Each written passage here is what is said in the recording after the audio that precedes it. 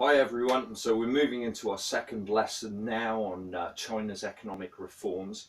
Now just before we get started on some of the specifics of these reforms, it's worthwhile just taking ourselves back to China's transition.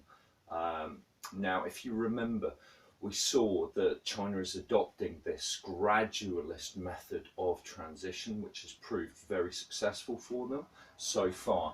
So it's important to understand that when it comes to these reforms that we see here, that China is undertaking them in a very, very gradualist, cautious, careful approach. Okay, so we're going to look at four during this lesson and four in our next lesson. Okay, before we have a look at some of the progress that's actually been undertaken. Now, what I'd suggest that you do is go away and research probably 3 of the 8 that we'll look at, okay, and get to know those reforms really well. Try to find out how well progress is being made as well on each of those reforms that you choose to focus upon. Okay, remember this is a research theme, so you've got to do that work too. Okay, right. So here we go. Let's take a look. So firstly, we've said about the need for China to be more internally competitive and free up competition. So one of the key areas that they're trying to do this is by removing price controls that still exist within their economy. Now that will enable prices to become more market determined.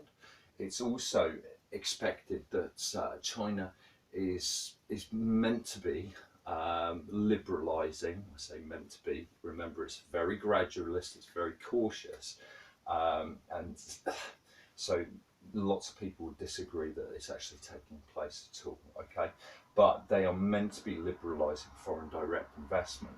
Now, these two areas do have some overlap because when it comes to the market-based reforms, they should be allowing state-owned enterprises to be subjected to the potential for foreign competition. So foreign firms actually compete in domestic markets to rival those Chinese state-owned enterprises and compete against one another. And again, you know, the intended impact there is to drive the supply side of the economy to make it more efficient. Okay, something else that's also being undertaken, of course, is with regard to state-owned enterprise reform, and we'll look at some of that next time. But they're moving towards not full-scale privatization, but more of a mixed ownership based system for many state-owned enterprises.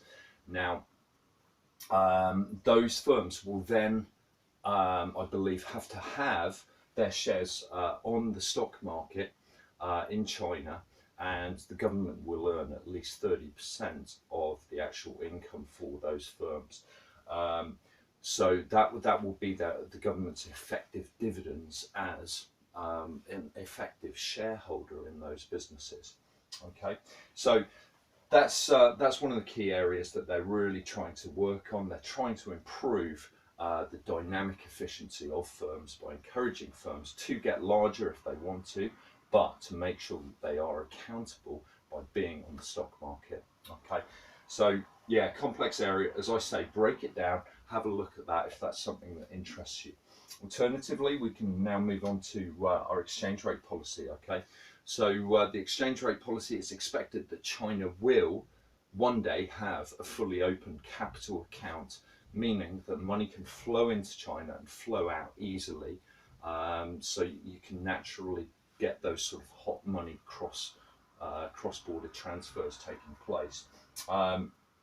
That currently can't really be facilitated because of the restrictions on China's currency at the moment.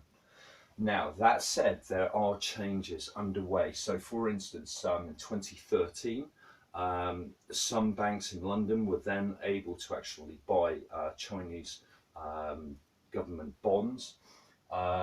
And that was then allowing some more investment to flow into China. Again, being bonds, you know, it's fairly longer term. It's the focus again is on longer term investment, not short term money flows. Okay, so that's an important characteristic.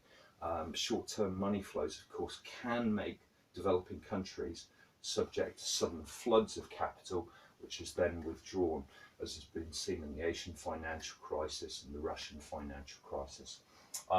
Okay, further to that, in 2015, the IMF also announced that the Chinese renminbi would be joining the 4 other currencies in the IMF's special drawing rights basket.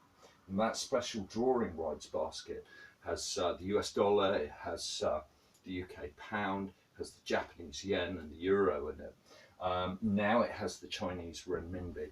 And what that means is the IMF is almost like the international lender of last resort, so almost like a central bank's central bank, can then use renminbi to transfer into whatever currency they need for the country that they are working in.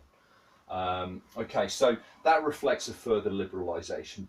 However, certainly the former World Bank economist Yukon Huang does not expect China's exchange rate to be fully liberalised anytime soon. Okay, so we'll see how that progresses. Okay, it's just my daughter coming in there, see what's going on. Right, next one. Okay, so we've got foreign direct investment liberalisation. Okay, so we've mentioned a little bit in relation to the market-based reforms, but many foreign firms are saying they're just being subjected to promise fatigue, and the Chinese are failing to deliver the much needed reforms in this area. Again, as we've said, the hope is to subject Chinese firms to better domestic competition, better domestic-based competition, and to ensure that state-owned enterprises are really doing their utmost to be as efficient as possible in the longer term. Okay, so this opening up process is seen as a way to help facilitate that.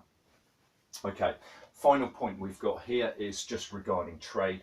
And of course, there's all sorts of concerns when it comes to the US and China's trade policy and the large trade deficit that the US runs with China, which is of course a major bugbear for Donald Trump. However, China are making some reforms on this. So for instance, just last month, China announced that they would be cutting tariffs on some luxury goods. Now, as China continues to grow wealthier, you could expect that they will demand more income elastic goods. Okay, so those goods with positive income elasticity of demand, sort of normal or luxury goods. In the case there, it was things like Scotch whisky, where the tariffs were being reduced quite substantially on those goods. Again, that helps to spur on more foreign goods in the market, which helps to reinforce these market-based reforms. That's how it's seen anyway. And it also helps to appease America, okay, because it was a number of other goods there as well. Something else to have a look at, there's a good BBC article on it, as I remember. Okay, so do take a look at that. Right, so that's what we've got started on this first lesson. Okay, we'll move on to 4 more reforms in the next session there. Okay, right, there we go. Thanks, guys.